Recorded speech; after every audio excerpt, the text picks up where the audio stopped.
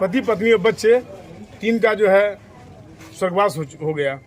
कौन कौन है, नाम क्या है? जैसे गोविंद कुमार है पति का नाम, और पत्नी का नाम ऋषि कुमारी, और 3 महीने का बच्चा जो है कुछ दिन पहले छठियार भी हुआ था उसका भी हुआ। एक गौतम बेचन दास हुआ, उसका हाथ झुलक गया। एक गौतम कुमार हुआ, उसका भी हाथ पैर झुलस गया। एक आदित्य कुमार है, एक आदित्य कुमार है, उसका भी स्थिति बहुत नाजुक है, जिसको सिटी हॉस्पिटल में रेफर जो है आपको यहाँ सबीर अहमद के यहाँ से किया गया है। टोटल कितने का घायल होने का?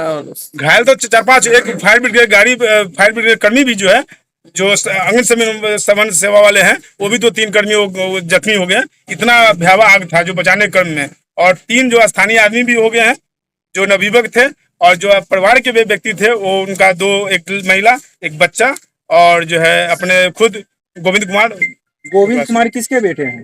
बेचन दास के बेटे हुए। उन्हीं के घर में आग लगी? उन्हीं के घर में ऐसा हुआ जो है। आज किचन स्थापित ही किए थे और गैस खोले, और जो है अचानक भगवान का क्या लीला है, वो लीक था क्या, फवारा सा उठा ज्वालामुखी की तरह। आदमी को जैसे ही सूचना मिला तुरंत जाकर के जो है बचाने की कोशिश की। बचाने के क्रम में भी बहुत आदमी घायल हो गए। तो स्थानीय आदमी को बहुत धन्यवाद देते हैं, उन्होंने काफी मकसद से, और जिला जो है विश्वविद्यालय थाना प्रभारी को और फायर ब्रिगेड कर्मी को 5 गाड़ी के बाद काबू पाया गया। उसको जो है एक आदमी को अभी यहाँ से रेफर किया गया है, कहाँ रेफर किया उसको किया गया है? आदित्य कुमार है, उसका सिटी यहाँ सबीर के यहाँ से हैदराबाद से हॉस्पिटल से सिटी हॉस्पिटल रेफर किया गया है। उसका भी स्थिति नाजुक बना हुआ है, पूरा बॉडी मौत है, और जो है हाथ फिंगर पैर का हाथ का पूरा। सुंदरपुर में आग लगने की घटना में की सूचना प्राप्त हुई। हम लोग शुरू में 2 गाड़ी भेजे, और सिलेंडर से आग लगी थी। खाना बनाने के क्रम में 2 महिलाओं के इंजर्ड होने की सूचना है, जिनको हॉस्पिटल भेजा गया है।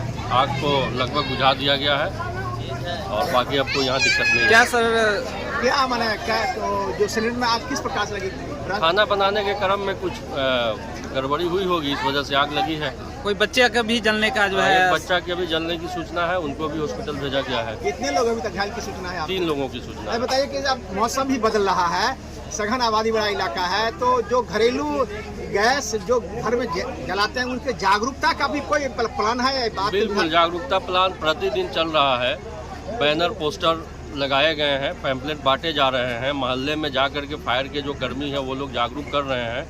प्रत्येक मोहल्ले में पूरे ज़िले में कई टीम बना करके जागरूकता कार्यक्रम चलाया जा रहा है। हमारे सोशल मीडिया हैंडल हैं, उस पर भी हम लोग इस जागरूकता कार्यक्रम को दिखा रहे हैं हेडक्वार्टर लेवल से। तो ये सारा कार्यक्रम चल रहा है। क्या आप लोगों से क्या अपील करेंगे? अभी जो लोगों से मेरी यही अपील है कि खाना बनाने के समय आप सावधानी बरतें। गैस सिलेंडर की आग में विशेष रूप से जब भी खाना बनाने जाएं तो वहाँ पानी रखें, एक कपड़ा, सूती कपड़ा रखें, क्योंकि गैस सिलेंडर का आग इतनी जल्दी नहीं लगता है। उसमें जब हम ऑक्सीजन की सप्लाई बंद कर देंगे आग ऑटोमेटिकली बुझ जाएगा। तो उस पानी को में जो सूती कपड़ा है उसको डाल करके सिर्फ उस पर हम रख देंगे, बस आग बुझ जाएगी, बाकी कुछ नहीं करना है। तो इतना अगर हमारी माताएं बहनें करेंगी, कहीं भी अगर इस तरह की सूचना मिलती है तो कोई समस्या नहीं होगी, कोई आग लगने की घटना नहीं घटेगी। और जो भी थोड़ा बहुत कहीं अगर आग का स्पार्क हुआ या ये हुआ तो ऑटोमेटिक समाप्त हो जाएगा। तो पानी स्टोरेज काफी महत्व रखता है क्या? पानी 1 बाल्टी पानी काफ़ी है, बहुत ज़्यादा पानी की आवश्यकता नहीं है गैस सिलेंडर की आग के लिए।